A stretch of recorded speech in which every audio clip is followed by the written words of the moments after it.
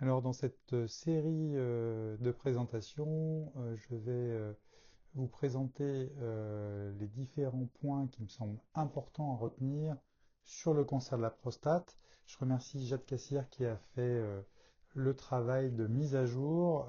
Ce sont des connaissances qui sont actualisées sur la dernière version du livre du Collège d'Urologie et également sur les dernières recommandations du Collège d'Urologie qui sont parues en novembre 2025, c'est-à-dire après la présentation du livre du Collège, ce qui fait qu'il y aura peut-être quelques évolutions, je pense surtout pour les étudiants qui vont passer le CN en 2026 ou 2027, mais j'insisterai sur ces points-là si nécessaire durant la présentation. Alors, en ce qui concerne la hiérarchisation des connaissances, bon, le cancer de la prostate, ça reste un cancer pour lequel il y a beaucoup d'items de rang A, mais également pas mal d'items de rang B.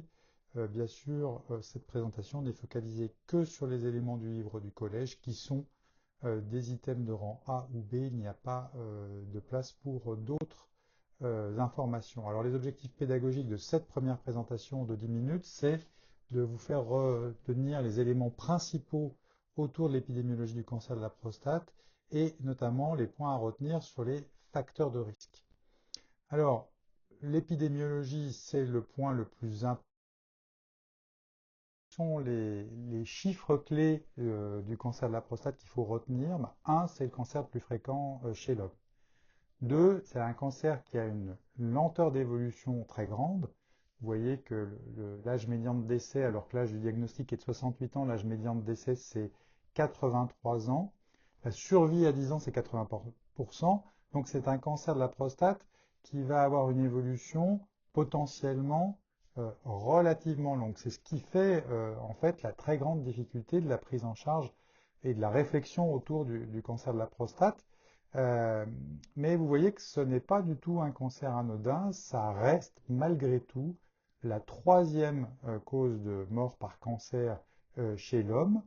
Donc c'est un cancer dont il faut savoir faire le diagnostic et adapter la prise en charge au cas particulier du patient qu'on a en face de nous. Livre du collège. Alors, euh, ce qu'on peut retenir également, c'est que dans les 20 dernières années, il y a une tendance à la réduction de la mortalité. Je vous ai mis en vert les deux explications qui sont dans le livre du collège. La première, c'est que on a objectivement une amélioration de la survie au stade métastatique avec beaucoup de nouveaux traitements. Vous n'avez pas à les connaître dans le cadre de l'ECN. Vous aurez simplement à avoir la notion qu'ils existent pour certains des traitements au stade localisé. Ce sera l'objet d'une autre présentation. Et puis, il y a une meilleure prise en charge de ces patients au stade localisé, que ce soit avec tous les différents traitements. C'est le stade localisé qui est vraiment le stade sur lequel est focalisée la question de l'ECN. Donc, c'est là-dessus qu'on détaillera les choses plus tard. Il y a quand même également une vraie question qui se pose et que j'ai mise en rouge parce qu'elle n'est pas dans le livre de l'ECN, c'est le biais d'analyse de beaucoup euh, de ces cancers qui est arrivé dans les années, vous le voyez ici, 80, 75, quand en fait on a découvert le PSA, il y a sûrement eu une explosion de meilleurs diagnostics qui était un petit peu artificiel. Bon, cet élément-là, il n'est pas dans le livre du collège, c'est une des rares exceptions que je me permets pour vous expliquer cela. Alors les facteurs de risque, eh bien, le principal, c'est l'âge. Et l'âge du cancer de la prostate, c'est 50 ans. C'est-à-dire qu'on va centrer la réflexion sur le diagnostic autour de ces 50 ans avec des petits amendements qu'on va voir assez vite et qui sont liés au fait que le cancer de la prostate est une maladie pour laquelle il y a... euh, alors les facteurs génétiques, c'est un facteur très important dans le cancer de la prostate avec une subtilité qui est que euh, on a une fréquence très grande dans la population générale du cancer de la prostate, donc il est assez fréquent que les patients aient un ou deux antécédents de cancer de la prostate dans leur famille, sans que on soit dans une vraie prédisposition génétique. La prédisposition la plus fréquente, c'est 95% des cas, c'est polygénique et il n'y a pas de critères spécifiques ou d'inquiétude particulière. Là où les patients et les médecins peuvent être légitimement inquiets, c'est lorsqu'on a des patients qui ont en fait des antécédents très particuliers. Là, je vous ai mis dans cette présentation-là, enfin dans cette première diapositive, ce qui est relevé dans le livre du collège, qui sont les facteurs qui étaient vrais jusqu'en 2022. Donc 3 cas de cancer de la prostate dans la famille, on commence à lever le sourcil. 2 cas de cancer diagnostiqués avant l'âge de 55 ans, il faut vraiment être vigilant et envisager de demander une consultation oncogénétique. Et puis, on va avoir d'autres éléments qui vont nous inciter à faire cette demande. Un cas de cancer du sein avant 40 ans dans la famille, un cas de cancer de l'ovaire également, et cas de cancer du sein chez l'homme également, et puis des mutations BRCA1, BRCA2 connues dans la famille. Tout cela doit imposer une consultation en oncogénétique pour rechercher des mutations BRCA1, BRCA2 ou OXB13. Et puis, on peut aussi partir dans cette idée lorsqu'on a une forme particulièrement agressive, comme vous les notez ici.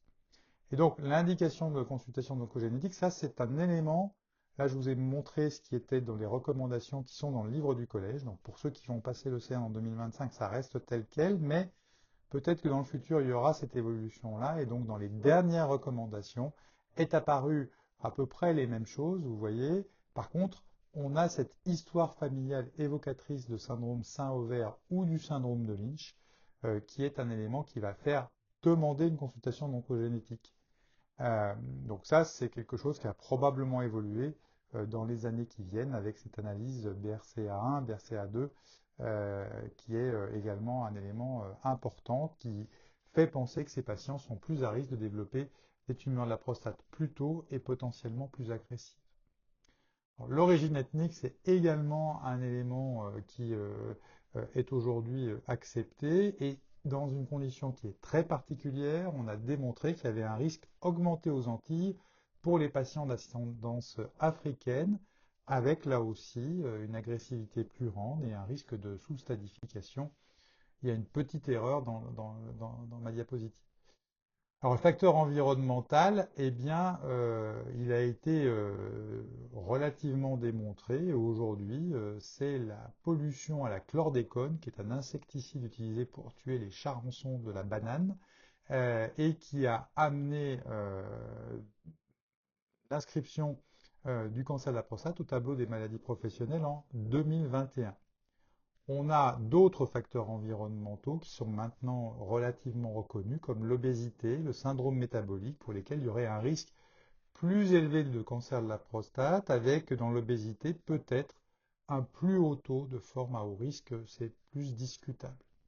En revanche, il y a des choses qui sont non démontrées, je le dis parce que effectivement c'est des choses importantes à savoir. Le traitement androgénique n'est pas un facteur de risque. Le tabac, la castration, donc l'inverse, l'alcool ou la faible fréquence éjaculatoire ne sont pas des facteurs qui ont été des facteurs de risque démontrés.